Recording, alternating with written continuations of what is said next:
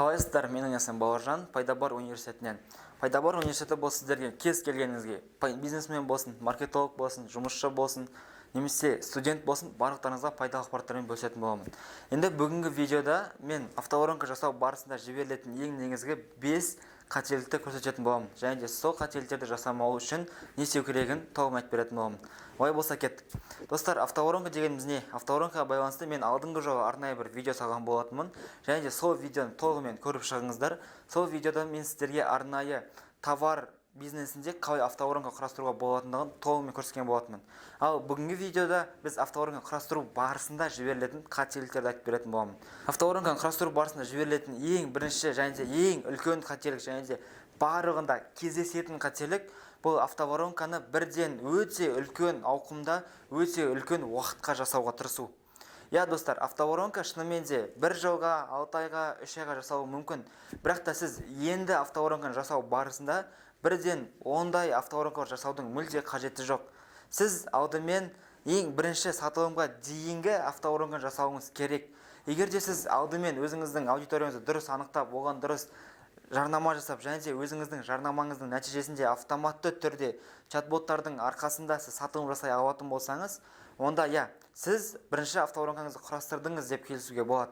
Алайда сіз бірінші сатылым жасамастан бұрын толығымен барлық тауарлар желісіне, яғни продуктовый линейканың барлығына үлкен автоворонканы құрастырып бастайтын болсаңыз, онда сіздің автоворонкаңыздың соңы жетпей қалуы да мүмкін. Неге? Себебі сіз автоворонканы дұрыс жасадыңыз ба, бұрыс жасадыңыз ба, жарнама адамдарға дұрыс жіберілді ме, жоқ па, немесе автоворонка дұрыс жасап тұр ма, жоқ па. Сіз бұл ақпараттарын ешқайсысын білмейінше ұзақ автоворонка жасаудың, тырысудың да қажеті жоқ. Бұл шынымен де жасалынбайтын зат болып табылады. Сондықтан, егер сіз автоворонка жасағыңыз келетін болса, алдымен қысқа уақытқа, алдымен тест варианты ретінде автоворонка жасап көрулеріңіз керек. Енді екінші өте көп кездесетін қателік бұл фундаментке мүлде мән бермеу.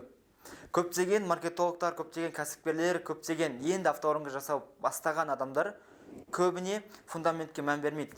Фундамент деген не? Фундамент бұл ең алдымен конкуренттерді толығымен зерттеу. Біз конкуренттердің сайтын қараймыз, инстаграмын қараймыз, офферлерін қараймыз. Алайда бұл конкуренттерді толығымен зерттеу деген сөз емес. Конкуренттерді зерттеудің екі түрі бар. Мен алдыңғы видеода айтып кеткен болатын, яғни бұл беткейлік және де тереңдетіле зерттеу деген. Егер де сіз конкуренттеріңізді тереңдетіле зерттей алмайтын болсаңыз, онда сіздің автоворонкаңыздың дұрыс шықпай қалу мүмкіндігі бар. Неге? Себебі сіздің ұсынып отырған ұсынысыңыз сіздің клиентіңізге конкуренттерден қарағанда жақсырақ болып көрінуі міндетті. Екінші, фундамент барысында сіз зерттеуіңіз керек бұл нақты мақсатты аудиторияны. Яғни мақсатты аудитория, целевой аудитория кім? Ол қалай жұмыс жасайды? Оның қандай қажеттіліктері бар? Дәл қазіргі кезде оған қандай ұсыныс жасау керек? Сіз бұл ақпараттарды екі түрлі жолмен. Біріншісі, мақсатты аудиторияға анализ, толығымен анализ жасау арқылы, екіншісі конкуренттеріңізді зерттеу арқылы біле аласыз. Бұл шынымен түсінікті деген ойдамын. Және де үшіншісі, сіз ең бірінші өзіңіздің офферіңізді жазып, аудиторияңызға ұсынып көруіңіз керек.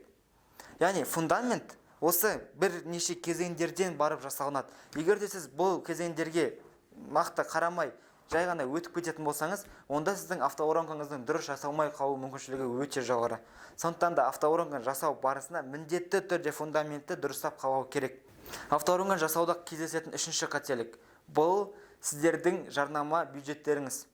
Яғни автоворонканы көп адамдар 100 адамға немесе 200 адамға жасайды да, кейін автоворонка мүлде жұмыс жасамайды, автоворонка маған керек емес, менің бизнесімде автоворонка жүрмейді деген әртүрлі ойлар қалыптастыруы мүмкін.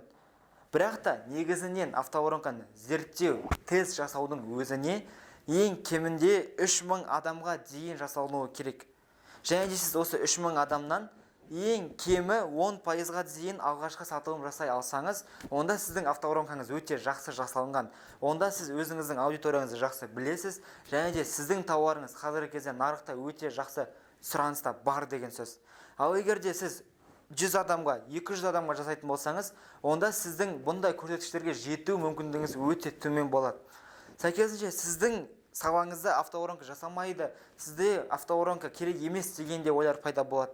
Негізінен автоворонка бұл кәдімгі воронканың автоматтандырылған жүйесі. Яғни сіз о жерде адамдар емес, о жерде чатбот мессенджерлері, әртүрлі смс-тер, әртүрлі почталар арқылы жасауыңызға болады. Сәйкесінше сіз воронка продаж бар болатын болса, онда сізде автоматтандырылған сатылым жүйесі дәл солай бар деген сөз. Ал воронка продажсыз ешқандай да бизнес жүрмейді. Ешқандай да бизнесте воронка продаж болмаса, яғни сатылым воронкасы болмаса, онда сізде бизнес жоқ деген сөз. Сондықтан да сіз автоворонканы алдын ала жасау барысында, яғни кездесетін үшінші қателік, бұл өте аз көлемде адамдарға тест жасау болып табылады. Бұл сіздерге түсінікті болды деген ойдамын. Енді автоворонканы жасау барысында өте көп кездесетін төртінші қателік, бұл автоворонканы ешқай жерде тест ретінде жүргізбеу. Яғни қараңыз, тест деген жаңа үшінші қателіктен пайда болады. Сіз тестті дұрыс жүргізе алуыңыз керек. Яғни сіздің әрбір қадамдарыңыз дұрыс жүргізіліп жатыр ма? Сіздің текстеріңіз уақытымен келіп тұр ма?